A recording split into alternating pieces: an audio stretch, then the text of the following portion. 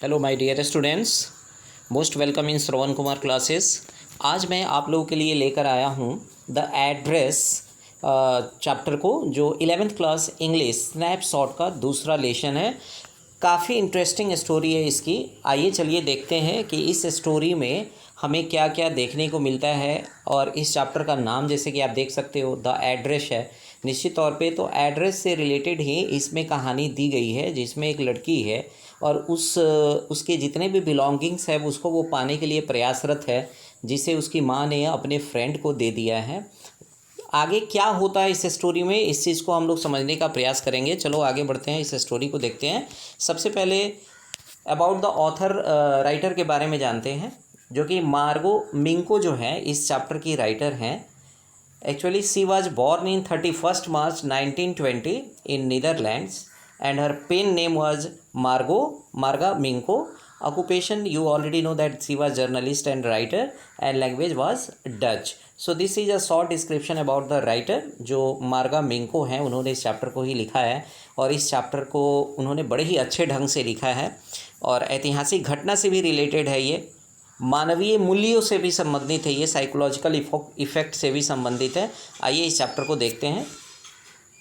सबसे पहले कुछ आइडिया ले लेते हैं इस चैप्टर के बारे में कि actually what we have to read in this chapter.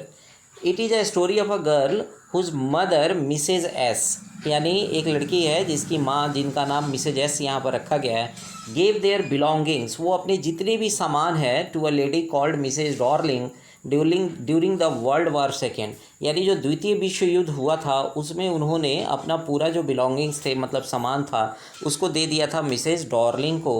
So unfortunately during the war Mrs S dies, मतलब दुर्भाग्यवश मिसेज एस जो है वो युद्ध के दौरान ही मारी जाती हैं, और बट हर डॉटर सर्वाइव्स, लेकिन उनकी बेटी बच जाती है। Her daughter first things to leave the belongings of her mother as she thought it will make her remember the good old times, यानी कहने का मतलब है पहली बार तो जो लड़की है उनकी वो सोचती है कि क्यों नहीं हम इस पूरे सामान को भूल जाएं, क्योंकि अगर उस सामान को हम याद करते हैं तो हमारे जो बीते हुए अच्छे दिन है वो हमें याद आएंगे और फिर वो हमें चैन से जीने नहीं देंगे। And she will then regret, फिर वो पछताएगी। But later she become curious, लेकिन बाद में उसके मन में पता नहीं क्यों ये इच्छा जगी, to see her mother belonging, कि वो अपनी माँ के जो सामान थे उसको कम से कम देख ले। But then Mrs Darling act like, लेकिन जब वो मिसेज डॉर्लिंग से मिलने के लिए जाती है, सी डोंट नो, वो बहाना करती हैं कि वो आपको नहीं जानती हैं। And avoid to Mrs S daughter, और मिसेज एस डॉटर से बचने का प्रयास करती हैं। And the girl tries to get her belongings back, लेकिन वह लड़की जो है, मिसेज एस की जो बेटी है, वो अपने सामान को वापस लाने का प्रयास करती है। व्हेन सी फाइंड्स देम, लेकिन जब उसे वो सामान मिल भी जाते हैं, मतलब देख लेती है, तो object evokes memories of her old life, वो जो सामान है वो उसके पुराने यादों को ताज़ा कर देते हैं, पुराने घाव को फिर से वो तरोताज़ा कर देते हैं।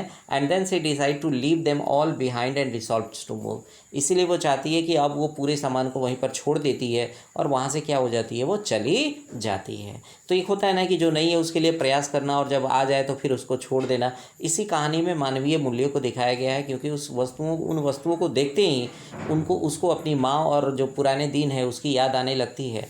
बाद में वो डिसाइड करती है कि वो उन सामान को क्या कर देगी, छोड़ देगी। So after the war, what happened there? Mrs S dead but the daughter survives. अब इस चैप्टर का फुल डिस्क्रिप्शन हम लोग देखेंगे कि युद्ध के बाद, सेकेंड वर्ल्ड वार जो चल रहा था, उस युद्ध के बाद मिसेज एस मर जाती हैं, लेकिन उनकी बेटी क्या होती है, जीवित बच जाती है। Mrs S daughter decided to bring back her mother's belonging from Mrs Darling, तो मिसेज एस की जो बेटी है वो ये डिसाइड करती है कि वो अपने सामान को, अपनी माँ की वस्तुओं को वो मिसेज डॉर्लिंग से क्या करेंगी, लेकर आएंगे, है ना। सो जब वो मिसेज डॉर्लिंग से मिलती है तो Mrs Darling act like that she don't know her, कि वो उनको नहीं जानती है। And avoid the Mrs S daughter से बचने का प्रयास करती है। The girl tries to get her belonging back but she finds them, the object evokes the memory. इसको हम लोगों ने पीछे भी देखा था कि एक्चुअली जैसे ही उन वस्तुओं को देखती है और उसके बाद इवोक का मतलब होता है पुराने दिन जो थे उसके मन में तरोताज़ा हो जाते हैं, घाव हरी हो जाती है और वो उन वस्तुओं को छोड़ देती है।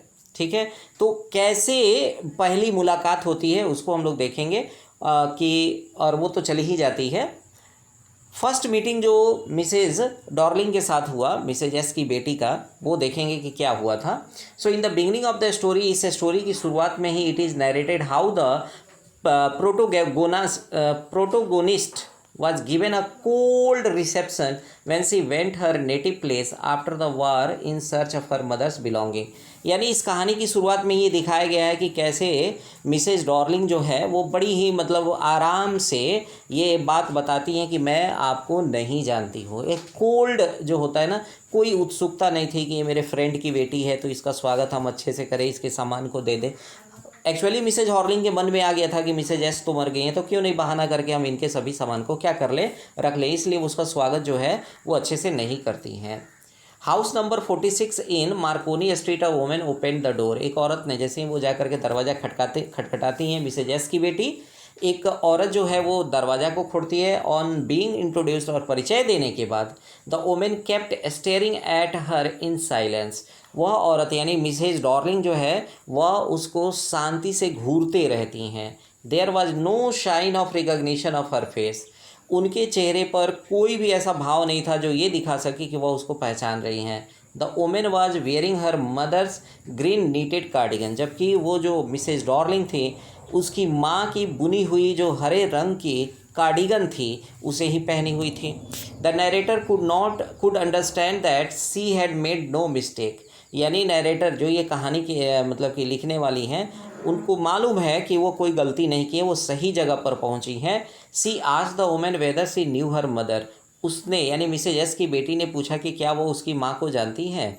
The woman could not deny this. तो वह इससे मना नहीं कर सकती थी।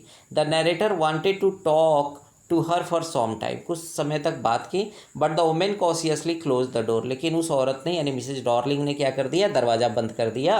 The narrator stop there for some time and then left the place. जो नरेटर है वहाँ पर कुछ देर के लिए क्या रही, खड़ी रही, और उसके बाद वो वहाँ से क्या हो गई, चली गई। तो ये था फर्स्ट मीटिंग की कहानी, जिसमें वो दरवाज़ा को खटखटाती है। मिसेज डॉर्लिंग दरवाज़ा भी खोलती हैं लेकिन पहचानने से इनकार कर देती हैं, क्योंकि उनके मन में है कि वो किसी भी तरह उन वस्तुओं को क्या कर लेंगी, अपने पास ही रख लेंगे, है ना। सेकेंड मीटिंग में क्या होता है स्टूडेंट, वो देखोगे। यानी in the subsequent sections the memories of the narrator's bygone days come to light. यानी नरेटर के मन में बीते हुए दिन, जो बाईगॉन डेज हैं, वो बीते हुए दिन जो है उनके माइंड में आने लगे। Her mother had provided the address. यानी उनकी माँ ने उनको क्या किया था, सालों पहले एड्रेस को क्या किया था, प्रोवाइड किया था during the war. She went to home for few days. वह कुछ दिनों के लिए घर गई थी। She could find that various things were missing. जैसे ही मतलब मिसेज एस की बेटी अपनी यादों को बताती हैं कि कैसे जब वो घर गई थी तो उन्होंने देखा कि वेरियस थिंग्स वर मिसिंग, बहुत सारी वस्तुएं जो हैं क्या है, गायब हैं। Eight that time her mother told her. और तब जा कर के उसकी माँ ने बताया कि मिसेज डॉर्लिंग जो है, she happen to be an old acquaintance of the narrator's mother. यानी वो नरेटर की माँ की काफ़ी जान पहचान की है। So lately she had renewed contact with her and had been coming there regularly. वो वहाँ लगातार आती रहती थी। Every time she left their house she took something home with her. जब भी वो यहाँ आती थी वो अपने साथ कुछ न कुछ लेकर क्या करती थी, जाती थी। She told that she wanted to save all their nice possessions. यानी वो बताया करती थी कि वो चाहती हैं कि युद्ध में तो सब बर्बाद ना हो जाए, इसलिए इनके सभी सामान को मैं क्या करना चाहती हूँ, बचा कर रखना चाहती हूँ, उनको प्रिजर्व करना चाहती हूँ। The next day narrator saw Mrs Darling going out of their house with a heavy suitcase. अगले दिन ही नरेटर ने देखा कि मिसेज डॉर्लिंग जो एक भारी भरकम सूटकेस लेकर के घर से जा रही हैं, मतलब इन्हीं लोगों के घर से। So she had a fleeting glimpses of Mrs Dorling's face. यानी she had a fleeting glimpses, यानी कहने का मतलब है कि उसके चेहरे पे आश्चर्य का भाव आया। And she asked her mother, अपनी माँ से पूछा कि whether the women lived far away, क्या ये औरत दूर रहती है क्या। So at that time the narrator's mother told about the address. और उसी समय नरेटर की माँ ने एड्रेस के बारे में बताया था, number 46 Marconi street. After many days she after the war the narrator was curious to take record of possessions. यानी कहने का मतलब है कि युद्ध के कई सालों बाद अब वो जो नरेटर है यानी मिसेज एस की जो बेटी है वह अपनी माँ के सामान का रिकॉर्ड लेना चाहती थी। मस्ट स्टिल एट नंबर 46, जो कहाँ पर मौजूद थे, नंबर 46 हाउस में मौजूद थे, Marconi street. So with the intention she went to given address, और इसी बात को लेकर के वह दिए हुए एड्रेस पर क्या हुई, गई थी जो मिसेस जो आपको डार्लिंग थी उनसे मिलने के लिए। ठीक है, तो पार्ट 3 सेकेंड विजिट में क्या होता है इसको हम लोग देखेंगे। The concluding part of the story describes the second visit of narrator. As the narrator's first visit yielded no result. चूँकि पहली मीटिंग में नरेटर के साथ मतलब मिसेज डार्लिंग के साथ जो मीटिंग थी उसका कोई रिजल्ट नहीं आया था। So she plan to go back once again, इसलिए उसने ये निर्णय किया कि क्यों ना मैं एक बार और जा रही हूँ। Interestingly a girl of 15 open the door. इस बार 15 साल की एक लड़की ने क्या किया, दरवाज़ा को खोला। Her mother was not at home, उसकी माँ उस समय घर पर नहीं थी, यानी Mrs Darling was not at home at that time. The narrator expressed her wish to wait for her. तो नरेटर यानी मिसेज एस की जो बेटी है उसने अपनी इच्छा व्यक्त की कि क्यों ना मैं यहाँ पर कुछ देर तक रहना चाहती हूँ, भले ही मैं उनका इंतजार करूँगी। The girl accompanied her to the passage, यानी पैसेज से होते हुए लड़की इनको लेकर के लिविंग रूम में जाती है। The narrator saw an old fashioned iron candle holder, यानी एक पुराने मतलब कि समय का कैंडल होल्डर देखती है जो आयरन का है, हैंगिंग नेक्स्ट टू मिरर, जो मतलब कि जो आईना है उसके सामने ही क्या है, लटका हुआ है। The girl made her sit in the living room, यानी लड़की ने उनको लिविंग रूम में बैठाया एंड वेंट, और चली गई अंदर चली गई। The narrator was horrified to find herself in a room. अब यहाँ क्या होता है, ये काफ़ी बड़ा एक क्वेश्चन के रूप में भी आता है। वहाँ पर मिसेज एस की बेटी काफ़ी हॉरिफाइड है, मतलब देख करके उनको एक तरह से धड़कन बढ़ जाती है। Find herself in a room, जो अब अपने आप को एक ऐसे रूम में पाती है। सी न्यू वो जानती हैं, एंड डिड नॉट नो। अरे वाह, ये सेंटेंस का अर्थ समझने का प्रयास करना कि सी न्यू है ना, she knew and did not know, यानी वो जानती है लेकिन नहीं जानती है, मतलब उस कमरे में जो भी सामान था वो सब वो जानती थी। Total things she knew because all those things were belongings to her mother. वो अपनी माँ के बिलोंगिंग्स को देख रहे हैं, लेकिन ये कमरा उनका नहीं है क्योंकि उसमें सारी वस्तुएं जो है उनकी हैं, और वो ओल्ड फैशन्ड यानी अपने अपने तरीके से अलग अलग तरीके से रखी गई हैं, लेकिन वह कमरा उनका नहीं है। इसलिए यहाँ पर कहा गया है कि she knew and did not know. She found herself in the midst of familiar thing, क्योंकि वो अपने आप को सब जान पहचान वाली वस्तुओं के बीच में पाती है। Which she long to see again, जिसके लिए वो देखना चाहती थी। Which troubled her in the strange atmosphere, यानी सब वो स्ट्रेंज एटमोसफेयर का मतलब होता है कि जिस तरह से वो सामान उनके घर में पड़े हुए थे यहाँ पर सब अलग अलग ढंग से पड़े हुए हैं। She had no courage to look around her, वो अपने आसपास देखने की भी हिम्मत नहीं कर पा रही थी, यानी उन वस्तुओं को देखकर शायद उनकी पुरानी यादें उनके मन में तरोताज़ा हो गई, हो सकता है उनके दिल की धड़कन बढ़ गई हो, लेकिन अब वो उन वस्तुओं को देखते ही उनकी आंखों में आंसू भी आ सकते हैं।